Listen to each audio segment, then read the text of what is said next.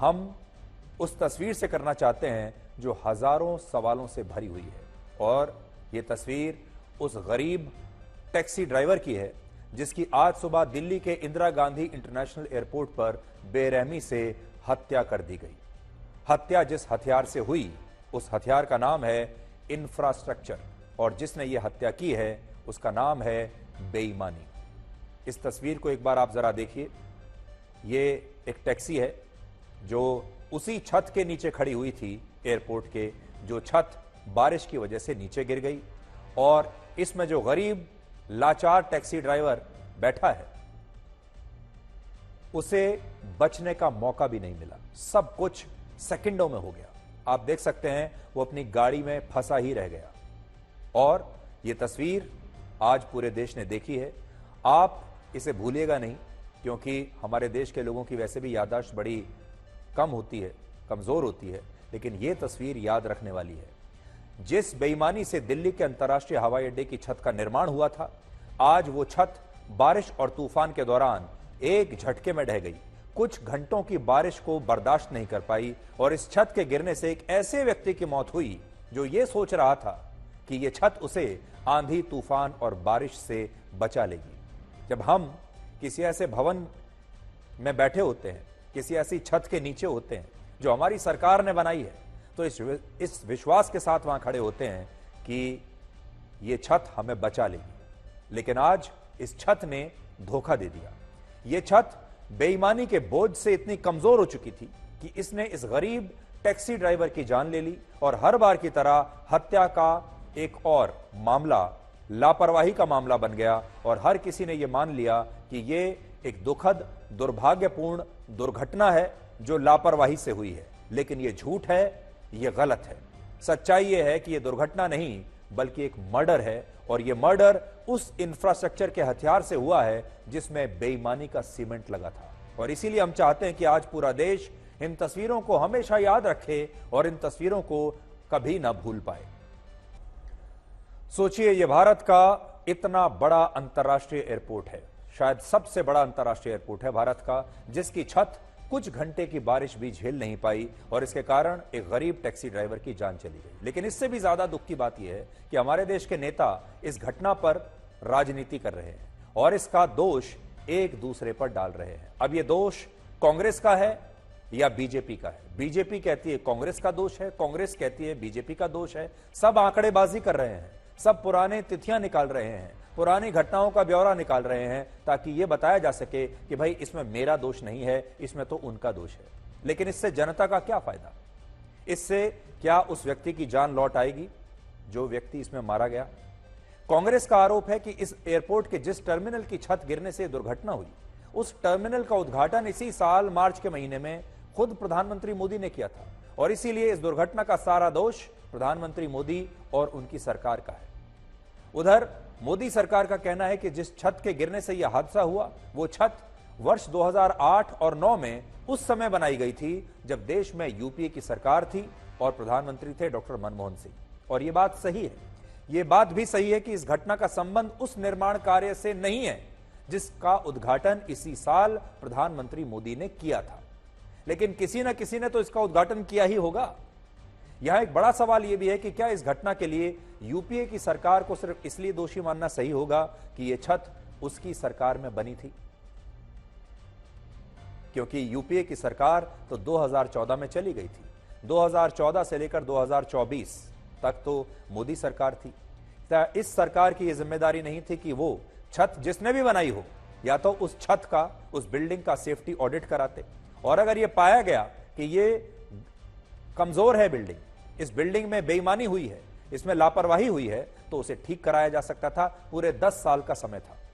इसलिए आज हम अपने नेताओं को तो यह कहना चाहेंगे कि कम से कम ऐसे मुद्दों पर राजनीति ना करें। दिल्ली एयरपोर्ट के रखरखाव पर हर साल 118 करोड़ रुपए खर्च होते हैं, और अगर एयरपोर्ट के किसी दरवाजे का एक हैंडल भी खराब हो जाए तो इसकी भी रिपोर्ट बनाकर भारत सरकार के नागरिक उड्डयन मंत्रालय को दी जाती है, और एयरपोर्ट की सुरक्षा के मद्देनजर हर साल उसका सेफ्टी ऑडिट भी होता है। लेकिन सोचिए, अगर इतना सब कुछ होता है तो फिर इसके बाद भी एयरपोर्ट की छत गिर जाती है, और यह हादसा फिर आखिर कैसे हो सकता है? दिल्ली एयरपोर्ट का संचालन देखने वाली company Delhi international airport limited, जिसे हम डायल भी कहते हैं, उसका कहना है कि दिल्ली में वर्ष 1936 के बाद पहली बार जून के महीने में इतनी भयंकर तेज बारिश हुई है और इसी बारिश के कारण एयरपोर्ट की छत ढह गई। तो उन्होंने तो पूरा दोष जो है वो बारिश को दे दिया कि हम क्या करें, बारिश ही इतनी तेज हुई कि एयरपोर्ट की छत ढह गई। लेकिन हमारा सवाल यह है कि हमारे देश में जो एयरपोर्ट बनाए जाते हैं, रेलवे स्टेशंस, बड़े बड़े हाईवेज, बड़ी बड़ी इमारतें, वो इस हिसाब से बनाई जाती हैं ताकि ये सब भारी बारिश, आंधी और तूफान को भी झेल सके। हम तो ये कह रहे हैं कि 4 घंटे की बारिश नहीं, 4 महीने तक भी अगर लगातार बारिश होती रहे तो भी हमारे देश के एयरपोर्ट और रेलवे स्टेशन, इमारतें और सड़कों को टूटना नहीं चाहिए। लेकिन इस मामले में तो उल्टा हो रहा है और यह साबित करने की कोशिश हो रही है कि सारा कसूर बारिश की इन बूंदों का है, जबकि ऐसा कहा जा रहा है कि यह छत इसलिए गिरी क्योंकि उसके बीम में जंग लग चुका था और कुछ समय पहले हुए सेफ्टी ऑडिट में इस छत को असुरक्षित भी मान लिया गया था।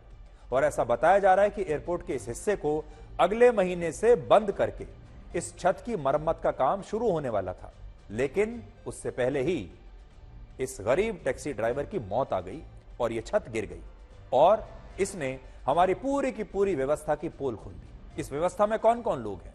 इसमें वो प्राइवेट कंपनियां शामिल हैं जिन्होंने इस एयरपोर्ट को बनाया, वो प्राइवेट कंपनियां शामिल हैं जो इस एयरपोर्ट का संचालन करती हैं, वो संस्थाएं शामिल हैं जिन्होंने इसका एयरपोर्ट का सेफ्टी ऑडिट किया होगा, और वो सरकार जिम्मेदार है जिसके पास कोई भी कदम उठाने की, कोई भी फैसला करने की पूरी आजादी थी। आज आपको यह भी सोचना चाहिए कि जिस घटना में 12,000 करोड़ रुपए की लागत से बने एयरपोर्ट की छत गिरी हो, क्या उस घटना में बेईमानी करने वाली हमारी व्यवस्था, बड़े बड़े सरकारी अधिकारियों, कॉन्ट्रैक्टर्स, बड़ी बड़ी प्राइवेट कंपनियों की जिम्मेदारी तय नहीं होनी चाहिए थी? और क्या इन कंपनियों के जवाबदेह अधिकारियों और सरकारी अफसरों के खिलाफ एफआईआर नहीं होनी चाहिए थी? ये इसलिए हम सवाल पूछ रहे हैं क्योंकि इस मामले में अभी जो एफआईआर दर्ज की गई है, इस एफआईआर में सारी धाराएं अज्ञात व्यक्तियों के खिलाफ लगाई गई हैं। यानी एफआईआर लिखने वाले को भी पता नहीं है कि इसका दोष किसके मत्थे मंडना है, इसका दोषी कौन है। और जब मामले को दबाना होता है तो उसकी पहली कड़ी ये होती है कि एफआईआर में लिख दिया जाता है कि अज्ञात लोगों के खिलाफ ये एफआईआर दर्ज की जा रही है। हमें भी नहीं पता किसके खिलाफ, और वो अज्ञात लोग हमेशा अज्ञात ही रहते हैं। इस बात को सब जानते हैं कि दिल्ली एयरपोर्ट के संचालन का contract Delhi international airport limited नाम की कंपनी के पास है। इस कंपनी में सबसे ज्यादा 64% हिस्सेदारी जीएमआर ग्रुप की है, 26% हिस्सेदारी एयरपोर्ट्स अथॉरिटी ऑफ इंडिया की है यानी भारत सरकार की है, और 10% हिस्सेदारी जर्मनी की एक कंपनी की है। और पिछले साल इन कंपनियों और भारत सरकार को इस एयरपोर्ट से आप जानते हैं कितनी कमाई हुई थी? 4,254 करोड़ रुपए की कमाई हुई थी। इन सारे लोगों को मिलकर 4,500 करोड़ रुपए इन्होंने कमा लिए। लेकिन तब भी इसकी सुरक्षा के लिए एक पैसा इनसे निकलता नहीं। सोचिए, जिस एयरपोर्ट से ये कंपनियां 4,500 करोड़ रुपए से ज्यादा कमा रही हैं, क्या उस एयरपोर्ट की छत गिरने के लिए सिर्फ बारिश की बूंदें जिम्मेदार हो सकती हैं, या फिर यहां बेईमानी की बारिश का नाम देकर सारे दाग धोने की कोशिश हो रही है? सबसे बड़ी बात यह है कि घटिया और खराब गुणवत्ता के इंफ्रास्ट्रक्चर की पोल खोलने वाला यह मौसम असल में बेईमान नहीं होता। दिल्ली भारत की राजधानी है, दिल्ली को दिलवालों की दिल्ली कहा जाता है। लेकिन क्या आपको पता है कि इस दिल्ली शहर को हर मौसम में इतने हार्ट अटैक क्यों आ जाते हैं? एक बारिश आई और दिल्ली को हार्ट अटैक आ गया। दिल्ली पूरे 12 महीने हर मौसम में बीमार क्यों रहती है? और बीमार क्यों है कि ये ना तो हीट वेव को झेल पाती है। कुछ दिन पहले तक दिल्ली गर्मी से संघर्ष कर रही थी और गर्मी से बचने का कोई तरीका नहीं था। बिजली की भी कमी पड़ गई थी और ना ही ये दिल्ली बारिश को झेल पाती है। अब लोग सोच रहे हैं कि गर्मी इससे बेहतर थी या अब जब बारिश आई है वो उससे बेहतर है। और इस बार भी मानसून की पहली बारिश ने दिल्ली का दम निकाल दिया और दिल्ली अब एक दरिया दिल्ली बन चुकी है। इस दरिया दिल्ली की कहानी को आप इन 2 तस्वीरों से समझिए, जिनमें एक तस्वीर है वर्ष 1990 की, जब दिल्ली के मिंटो ब्रिज के नीचे अंडरपास में पानी भर गया था, और दूसरी तस्वीर है आज की, यानी 28 जून 2024 की। और आज भी मिंटो ब्रिज की स्थिति वैसी की वैसी ही है जैसी 1990 में थी। और इससे आप समझ सकते हैं कि हमारे देश की सरकारों ने दिल्ली के लिए कभी भी कुछ किया ही नहीं।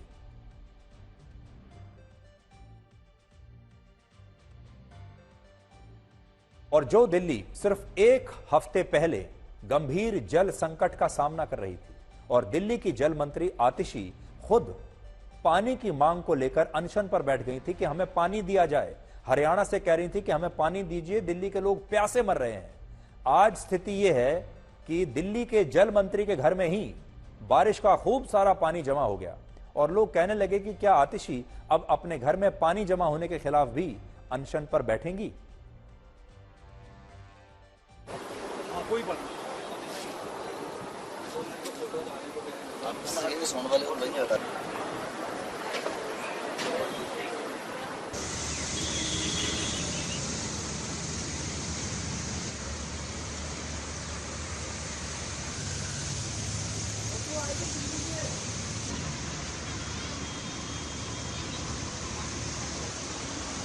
इस वक्त हम दिल्ली सरकार की पीडब्ल्यूडी मंत्री आतिशी के आवास के बाहर मौजूद हैं। यहाँ पर आप तस्वीरें देखिए, पानी भरा हुआ है और ये गाड़ी यहाँ आप देखिए कि इस जल भराव से गुजर रही है। और ये जो हालात हैं आपको दिखाते हैं कि ये जो पूरी लेन है यहाँ पर जल भराव की स्थिति बनी हुई है। जो कर्मचारी हैं वो जल भराव निकासी के लिए जद्दोजहद करते हुए नजर आ रहे हैं। और अगर आप देखें तो यहाँ पर जो हालात हैं वो कहीं ना कहीं इस बात को दर्शाते हैं कि किस तरह पूरी दिल्ली में इस जलभराव ने लोगों को परेशान किया है। दिल्ली में एक जगह है जिसे हम लटियंस दिल्ली कहते हैं। ये जो लटियंस का इलाका है ये दिल्ली का सबसे वीआईपी इलाका है, क्योंकि इसी इलाके में दिल्ली के तमाम बड़े बड़े मंत्री रहते हैं, बड़े बड़े जज रहते हैं सुप्रीम कोर्ट के, केंद्रीय मंत्री और सांसदों के घर भी, उनके जो सरकारी बंगले हैं वो सारे इसी इलाके में। और आज इन बड़े बड़े मंत्रियों के घरों में, सांसदों के सरकारी बंगलों में पानी भर गया।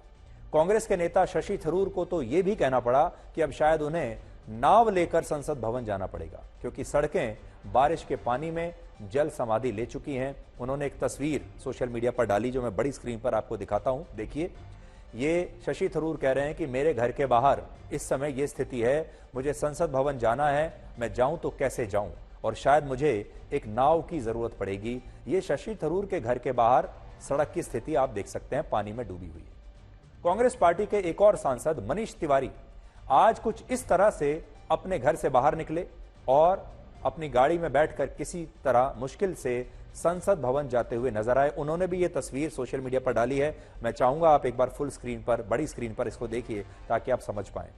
जिस व्यक्ति को आप पीछे से देख रहे हैं ये मनीष तिवारी हैं, कांग्रेस पार्टी के सांसद। समाजवादी पार्टी के सांसद राम गोपाल यादव के घर में भी आज पानी भर गया, जिसके बाद कुछ लोगों ने उन्हें अपने गोद में उठाकर उनकी गाड़ी में बैठाया और इसके बाद राम गोपाल यादव किसी तरह संसद तक पहुंच पाए। ये तस्वीरें भी आज आपको ध्यान से देखनी चाहिए।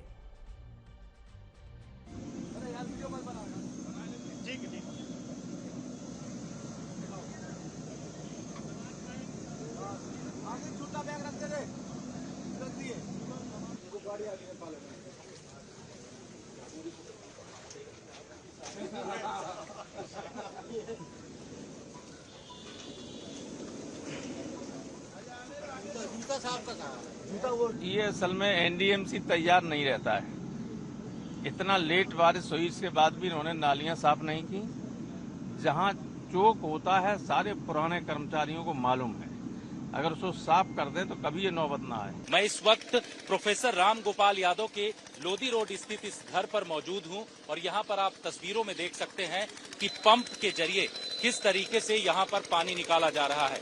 एनडीएमसी ने सुबह से ही यहां पर पंप लगाया हुआ है और आप देखिए कि पंप के जरिए पूरी तरीके से घर के अंदर का पानी इस वक्त निकाला जा रहा है।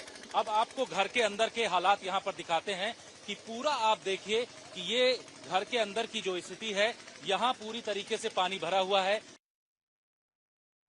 पहले जब इस तरह की स्थितियां हुआ करती थीं तो नेताओं को, बड़े बड़े सांसदों को, मंत्रियों को आम जनता का दुख समझ में नहीं आता था। लेकिन आज एक खास बात यह हुई कि नेता चाहे किसी पार्टी के हों, चाहे वो आम आदमी पार्टी के हों, चाहे वो कांग्रेस के हों, समाजवादी पार्टी के हों, बीजेपी के हों, किसी भी पार्टी के नेता हो, मंत्री हो, सबके घरों में पानी घुसा, सबका फर्नीचर खराब हुआ, सबके घर बर्बाद हो गए और आज सबने इस बाढ़ का मजा चख लिया और उन्हें समझ में आया कि जब हमारे देश में पूरे साल आम जनता इस तरह की बाढ़ से, बारिश के पानी से परेशान रहती है तो उनका दिन कैसा गुजरता है, उनकी रात कैसे गुजरती है।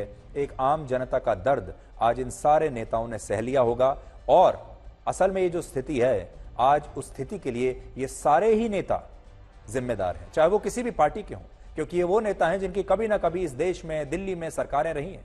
दिल्ली में बीजेपी की सरकार भी रही है, कांग्रेस की सरकार भी रही है और अब आम आदमी पार्टी की सरकार है। दूसरे इलाकों को भी अगर आप देखें राज्यों में, वहां तमाम पार्टियों की सरकारें रही हैं, लेकिन इन सरकारों ने और इन नेताओं ने कभी भी किसी के लिए कोई काम नहीं किया और यही वजह है कि 50 साल पहले भी यही तस्वीर थी दिल्ली की और आज भी यही तस्वीर है। और अगर इन नेताओं ने कोई काम किया होता तो आज इनके घरों में पानी ना भरता। आज बहुत सारे लोग ये भी कह रहे हैं कि जब देश का कर्तव्य पथ, शांति पथ, केंद्रीय सचिवालय, उद्योग भवन, कृषि भवन, अकबर रोड और फिरोज शाह रोड जैसे जो बड़े बड़े जगहें हैं जहां पर बड़े बड़े मंत्री रहते हैं, जहां पर केंद्र सरकार के बड़े बड़े दफ्तर हैं, अगर ये भी पानी में डूब जाएं और जब सड़कों पर लोग बोटिंग करते हुए नजर आए तो समझ लीजिए कि आप दिल्ली में हैं और दिल्ली में आपका स्वागत है, क्योंकि ऐसा सिर्फ दिल्ली में ही मुमकिन है जो देश की राजधानी होते हुए भी इतनी बदहाल है। अब आप सोचिए, ऐसी स्थिति में अगर हमारी दिल्ली में G20 समिट हुआ होता, कोई अंतर्राष्ट्रीय समिट इस समय चल रहा होता, कोई बहुत बड़ी अंतर्राष्ट्रीय इवेंट इस समय चल रही होती। हम सपने तो देखते हैं ओलंपिक खेल अपने देश में करवाने के। अगर यहां ओलंपिक खेल चल रहे होते, एशियाई खेल चल रहे होते, कोई और बहुत बड़ा टूर्नामेंट चल रहा होता, तब क्या मुंह दिखाती भारत की सरकार और क्या मुंह दिखाती दिल्ली की सरकार।